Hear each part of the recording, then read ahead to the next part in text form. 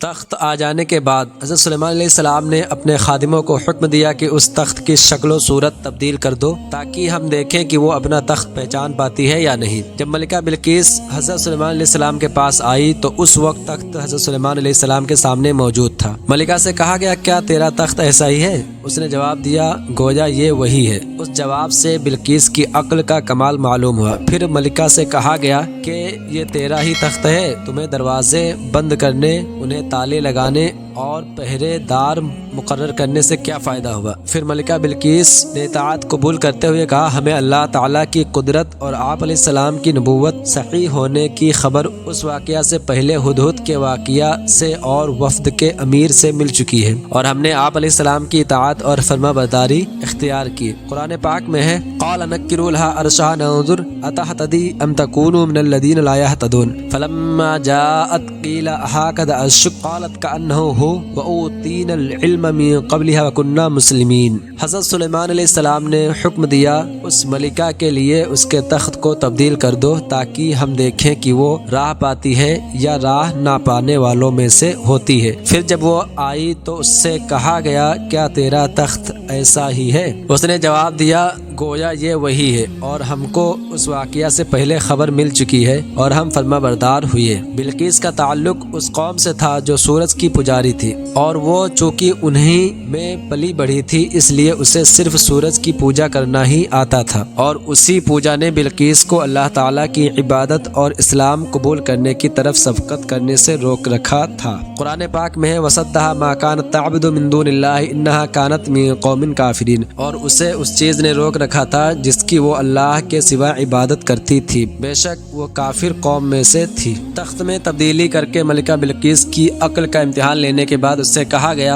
ادخل الصرح، صحن میں داخل ہو جاؤ۔ وہ صحن شفاف شیشے سے بنا ہوا تھا اور اس کے نیچے پانی جاری تھا جس میں مچھلیاں تیر رہی تھیں، اور اس صحن کے وسط میں حضرت سلیمان علیہ السلام کا تخت تھا جس پر آپ علیہ السلام جلوہ افروز ہو چکے تھے۔ جب ملکہ نے اس صحن کو دیکھا تو وہ سمجھی کہ یہ گہرا پانی ہے، اس لیے اس نے اپنی پنڈلیوں سے کپڑا اونچا کر لیا تاکہ پانی میں چل کر حضرت سلیمان علیہ السلام کی خدمت میں حاضر ہو سکے۔ حضرت سلیمان علیہ السلام نے اس سے فرمایا یہ پانی نہیں بلکہ یہ تو شیشوں سے جڑا ہوا ایک ملائم صحن ہے۔ یہ سن کر بلقیس نے اپنی پنڈلیاں چھپا لیں، اور یہ عجوبہ دیکھ کر اسے بہت تعجب ہوا، اور اس نے یقین کر لیا کہ حضرت سلیمان علیہ السلام کا ملک اور حکومت اللہ تعالیٰ کی طرف سے ہے، اور ان عجائبات سے بلقیس نے اللہ تعالیٰ کی توحید اور حضرت سلیمان علیہ السلام کی نبوت پر استدلال کیا۔ اب حضرت سلیمان علیہ السلام نے اس کو اسلام کی دعوت دی تو اس نے اللہ تعالیٰ کی بارگاہ میں عرض کی ربی انی ظلمت نفسی واسلمت مع سلیمان للہ رب العالمین، اے میرے رب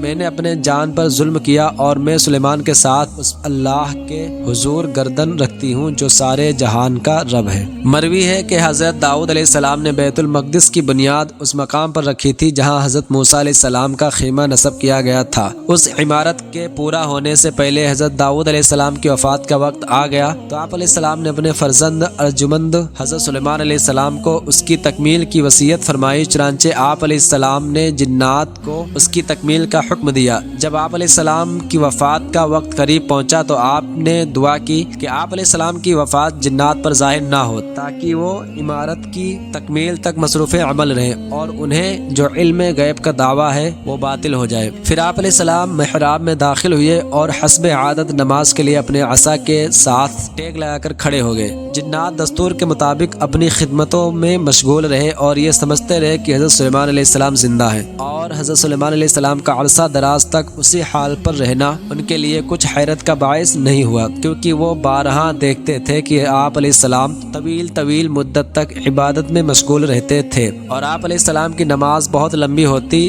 ہے، حتیٰ کہ آپ علیہ السلام کی وفات کے ایک طویل وقت تک جنات آپ علیہ السلام کی وفات پر مطلع نہ ہوئے اور اپنی خدمتوں میں مشغول رہے، یہاں تک کہ دیمک نے آپ علیہ السلام کا عصا کھا لیا اور آپ علیہ السلام کا جسم مبارک جو لاٹھی کے سہارے سے قائم تھا زمین پر تشریف لے آیا۔ اس وقت جنات کو آپ علیہ السلام کی وفات کا علم ہوا، تب جنوں پر یہ حقیقت کھل گئی کہ وہ غیب نہیں جانتے، کیونکہ اگر وہ غیب جانتے ہوتے تو حضرت سلیمان علیہ السلام کی وفات سے مطلع ہو جاتے اور اس ذلت و خواری کے عذاب میں نہ رہتے، بلکہ آپ علیہ السلام کی وفات کے اگلے منٹ میں اپنے مشقت والے کاموں سے بھاگ جاتے۔ قرآن پاک میں فلما قضینا علیہ الموت ما دلهم علی موتہ الا دابۃ الارض تأکل من ساعته فلما خر تبینت الجن ان لو كانوا يعلمون الغیب ما لبثوا فی العذاب المہین۔ پھر جب ہم نے سلیمان پر موت کا حکم بھیجا تو جنوں کو اس کی موت زمین کی دیمک نے ہی بتائی جو اس کا عصا کھا رہی تھی۔ پھر جب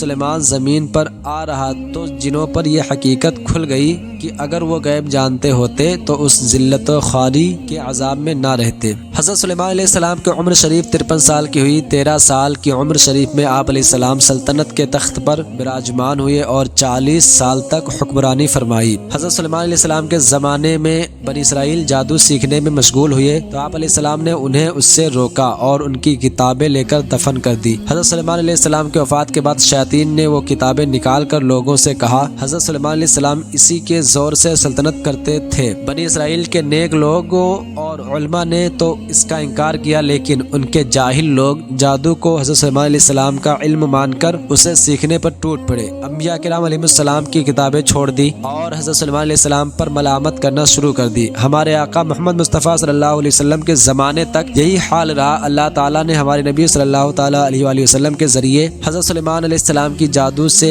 برات کا اظہار فرمایا۔ قرآن پاک میں وَاتَّبَعُوا مَا تَتْلُو الشَّيَاطِينُ عَلَىٰ مُلْكِ سُلَيْمَانَ وَمَا كَفَرَ سُلَيْمَانُ وَلَٰكِنَّ الشَّيَاطِينَ كَفَرُوا يُعَلِّمُونَ النَّاسَ السِّحْرَ۔ اور یہ سلیمان کے عہد حکومت میں اس جادو کے پیچھے پڑ گئے جو شیاطین پڑھا کرتے تھے، اور سلیمان نے کفر نہ کیا بلکہ شیطان کافر ہوئے جو لوگوں کو جادو سکھاتے تھے۔ اس آیت سے معلوم ہے کہ انبیاء کرام علیہ السلام پر ہونے والے اعتراضوں کے جواب دینا اور ان کی عزت و ناموس کی حفاظت کرنا اللہ تعالیٰ کی سنت ہے، جیسا کہ لوگوں نے حضرت سلیمان علیہ السلام پر جادوگری کی تہمت لگائی اور اللہ تعالیٰ نے اس آیت میں اس تہمت کو دور فرمایا۔ نیز یہ بھی معلوم ہوا کہ جادو کرنا کبھی کفر بھی ہوتا ہے جبکہ اس میں کفریہ الفاظ ہوں۔ اللہ تعالیٰ نے حضرت سلیمان علیہ السلام کے بارے میں ارشاد فرمایا وَوَرِثَ سُلَيْمَانُ داؤد، اور سلیمان داؤد کے جانشین بنے۔ اس آیت میں وراثت سے کیا مراد ہے؟ اس کے متعلق علامہ اسماعیل حقی رحمۃ اللہ علیہ فرماتے ہیں حضرت داؤد علیہ السلام کے وصال کے بعد علم، نبوت اور ملک صرف حضرت سلیمان علیہ السلام کو عطا ہوئے، ان کی باقی اولاد کو نہ ملے۔ اسے یہاں مجازن میراث سے تعبیر کیا گیا کیونکہ میراث در حقیقت مال میں ہوتی ہے، جبکہ انبیاء کرام علیہ السلام روحانی کمالات کا وارث بناتے ہیں، ان کے نزدیک مال کی کوئی حیثیت نہیں ہوتی۔ اور ابو عبداللہ محمد بن احمد قرطبی رحمۃ اللہ علیہ لکھتے ہیں حضرت داؤد علیہ السلام کے 19 بیٹے تھے،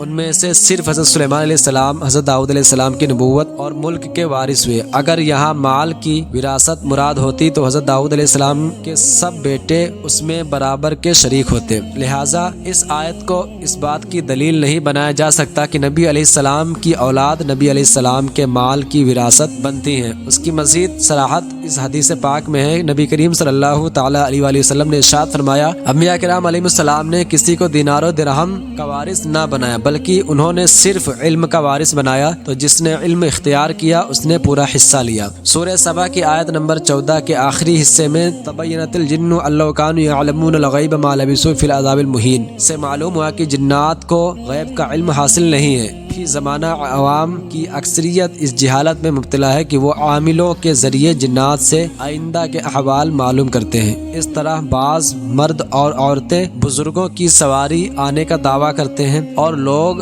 عقیدت میں ان سے اپنے معاملات کے بارے میں دریافت کرتے ہیں اور ان کی بتائی ہوئی باتوں کو بعض اوقات یقین کی حد تک سچا تصور کر لیتے ہیں، حالانکہ جنات سے غیب کی بات پوچھنی حماقت اور اشد حرام ہے اور ان کی دی ہوئی خبر پر یقین رکھنا کفر ہے۔ حدیث میں حضرت سلیمان علیہ السلام کا تذکرہ، کثیر حدیث میں حضرت سلیمان علیہ السلام کا ذکر خیر کیا گیا ہے، یہاں ان میں سے 5 احادیث ملاحظہ ہوں۔ حضرت ابو ہریرہ رضی اللہ تعالیٰ عنہ سے روایت ہے نبی کریم صلی اللہ تعالیٰ علیہ وآلہ وسلم نے ارشاد فرمایا گزشتہ رات مجھ پر ایک سرکش جن حملہ آور ہوا تاکہ وہ میری نماز منقطع کر دے، بس اللہ تعالیٰ نے مجھے اس پر قدرت دی اور میں نے اسے قابو کر لیا۔ پھر میں نے ارادہ کیا کہ اسے مسجد کے ستونوں میں سے ایک ستون کے ساتھ باندھ دوں تاکہ تم سب اسے دیکھو، مگر مجھے میرے بھائی حضرت سلیمان علیہ السلام کی دعا یاد آ گئی کہ اے میرے رب مجھے بخش دے اور مجھے ایسی سلطنت عطا فرما جو میرے بعد کسی کو لائق نہ ہو۔ تو میں نے اس جن کو ناکام واپس کر دیا۔ حضرت ابو دردہ رضی اللہ تعالیٰ عنہ فرماتے ہیں نبی کریم صلی اللہ تعالیٰ علیہ وآلہ وسلم نماز پڑھنے کھڑے ہوئے تو ہم نے آپ کو یہ فرماتے ہوئے سنا میں تجھ سے اللہ تعالیٰ کی پناہ مانگتا ہوں۔ پھر فرمایا میں 3 بار تجھ پر اللہ تعالیٰ کی لعنت کرتا ہوں۔ پھر اپنا ہاتھ بڑھایا جیسے کوئی چیز پکڑ رہے ہیں۔ جب آپ صلی اللہ علیہ وآلہ وسلم نماز سے فارغ ہوئے تو ہم نے عرض کی یا رسول اللہ صلی اللہ علیہ وآلہ وسلم ہم نے آپ کو نماز میں ایسے کلمات کہتے سنا جو اس سے پہلے کہتے نہ سنا تھا اور ہم نے آپ کو ہاتھ بڑھاتے دیکھا۔ ارشاد فرمایا اللہ تعالیٰ کا دشمن ابلیس میرا منہ جلانے کے لیے انگارے لے کر آیا تو میں نے 3 بار کہا میں تجھ سے اللہ کی پناہ مانگتا ہوں۔ پھر میں نے کہا میں اللہ تعالیٰ کی مکمل لعنت تجھ پر ڈالتا ہوں۔ وہ 3 بار میں پیچھے نہ ہٹا تو میں نے اسے پکڑ کر ارادہ کر لیا خدا کی قسم اگر ہمارے بھائی حضرت سلیمان علیہ السلام کی دعا کا خیال نہ ہوتا تو وہ صبح تک بندھا رہتا اور مدینہ والوں کے بچے اس کے ساتھ کھیلتے۔ حضور اکرم صلی اللہ علیہ وآلہ وسلم کے اس ارشاد ہمارے بھائی حضرت سلیمان علیہ السلام کی دعا کا خیال نہ ہوتا کا مطلب یہ ہے کہ اگرچہ اللہ تعالیٰ نے تمام انبیاء و رسول علیہ السلام کے خصائص و معجزات اور خصوصی امتیاز و کمالات مجھ میں جمع فرما دیے ہیں اسی لیے جنات کی تسخیر پر بھی مجھے قدرت حاصل، لیکن چونکہ حضرت سلیمان علیہ السلام نے اس اختصاص کو اپنا خصوصی امتیاز قرار دیا ہے اس لیے میں نے اس سلسلہ کا مظاہرہ کرنا مناسب نہیں سمجھا۔ حضرت عبداللہ بن عباس رضی اللہ عنہما سے روایت ہے کہ حضرت سلیمان علیہ السلام کو علم، مال اور بادشاہی کے مابین اختیار دیا گیا تو آپ علیہ السلام نے علم اختیار فرمایا جس کی برکت سے اللہ عز و جل نے انہیں دولت و بادشاہی بھی عطا فرمائی۔ حضرت جابر بن عبداللہ رضی اللہ عنہ سے روایت ہے حضور اکرم صلی اللہ علیہ وآلہ وسلم نے ارشاد فرمایا حضرت سلیمان بن داؤد علیہ السلام کی والدہ نے ان سے کہا اے بیٹے رات میں زیادہ نہ سویا کر کہ رات میں نیند کی زیادتی بروز قیامت بندے کو فقیر بنا چھوڑے گی۔ حضرت ابو لیلہ رضی اللہ عنہ سے روایت ہے حضور اکرم صلی اللہ علیہ وآلہ وسلم نے ارشاد فرمایا جب گھر میں کوئی سانپ ظاہر ہو تو اس سے یوں کہو ہم تجھ سے حضرت نوح علیہ السلام کے عہد اور حضرت سلیمان بن داؤد علیہ السلام کے وسیلے سے یہ سوال کرتے ہیں کہ ہمیں ایذا نہ پہنچاؤ، اس کے بعد اگر وہ دوبارہ ظاہر ہو تو اسے مار ڈالو۔